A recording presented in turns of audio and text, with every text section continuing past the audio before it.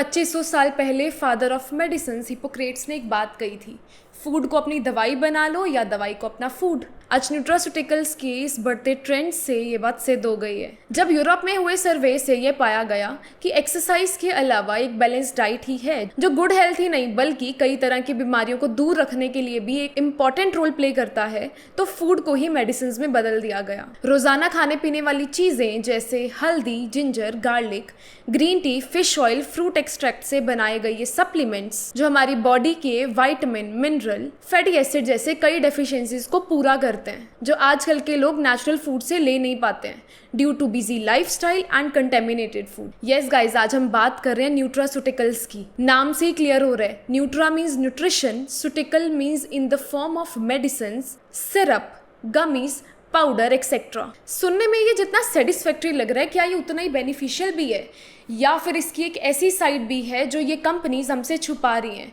जो आपके लिए जानलेवा भी हो सकती हैं। अब न्यूट्रास्यूटिकल की डिमांड यूएस, चाइना, जर्मनी के बाद भारत में ही बहुत तेजी से बढ़ रही है। Hence defining India's rise in the global nutraceuticals market and the essential elements that will power this market's growth journey to the $100 billion target by 2030. Patanjali, Dabur, doctor Reddy, sun pharma जैसी कंपनीज मार्केट में डोमिनेट कर रही है।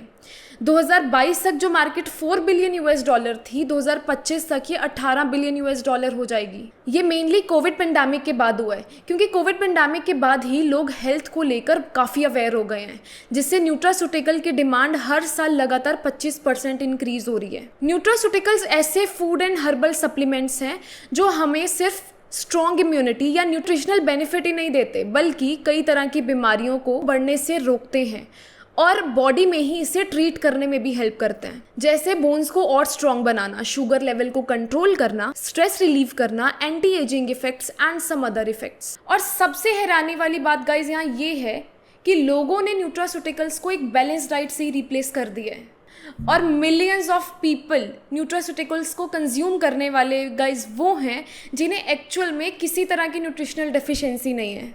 फिर भी लोग nutraceuticals को इतनी ज़्यादा अमाउंट में क्यों कंज्यूम कर रहे हैं, वो भी बिना डॉक्टर की कंसल्टेशन से। आखिर इसके रीजंस क्या हैं? पहला रीज़न, आज की यंग पॉपुलेशन जो कि पहले से ज़्यादा फिटनेस फोकस्ड हो गई है और लगातार न्यूट्रास्यूटिकल्स को बिना डॉक्टर की प्रिस्क्रिप्शन से कंज्यूम करते जा रही है। और दूसरा रीज़न है शॉर्टकट्स। आजकल के लोग बिजी लाइफस्टाइल की वजह से नेचुरल फूड बनाने को काफ़ी डिफ़िकल्ट टास्क समझते हैं और नॉन एसेंशियल भी मानते हैं, और न्यूट्रास्यूटिकल से मिलने वाला न्यूट्रिशन उन्हें ज़्यादा इजी और बेनिफिशियल लगता है। तीसरा आ जाता है सोशल मीडिया, जहाँ पर न्यूट्रास्यूटिकल्स को लेकर ढेरों इन्फॉर्मेशन ट्रेंड की फॉर्म में शो की जा रही है जिस पे लोग ज़्यादा ट्रस्ट कर लेते हैं। अब हर सिक्के के दो पहलू होते हैं। अगर एक तरफ nutraceuticals high nutritional value provide करते हैं और कई तरह की बीमारियों को हमसे दूर रखते हैं, तो दूसरी तरफ ये हमें इलनेस की तरफ भी लेकर जाते हैं। पहला, इनका ओवरडोसेज। ज़रूरत से ज़्यादा न्यूट्रास्यूटिकल्स की कंजम्पशन हमारी बॉडी में विटामिन, मिनरल के नेचुरल एब्जॉर्प्शन को ही ख़त्म कर देती है और कई तरह के साइड इफ़ेक्ट्स छोड़ जाती हैं, जैसे आयरन को एक्सेस में लेने से नॉजिया हो जाता है, विटामिन की एक्सेस कंजम्पशन से हेडेक और एबनॉर्मल हार्ट रिदमिक देखने को मिले हैं। दूसरा आ जाता है इनकी poor quality and wrong formulation. अब फार्मास्यूटिकल की तरह न्यूट्रास्यूटिकल्स पे स्ट्रॉन्ग रेगुलेशंस नहीं है, जिसकी वजह से कई nutraceuticals less purified, poor quality and poor ingredient से मार्केट में आ चुके हैं और लोग इसे लगातार कंज्यूम कर रहे हैं विदाउट एनी डॉक्टर प्रिस्क्रिप्शन, जो बेनिफिट से ज़्यादा हमारे बॉडी में साइड इफ़ेक्ट्स दे जाते हैं।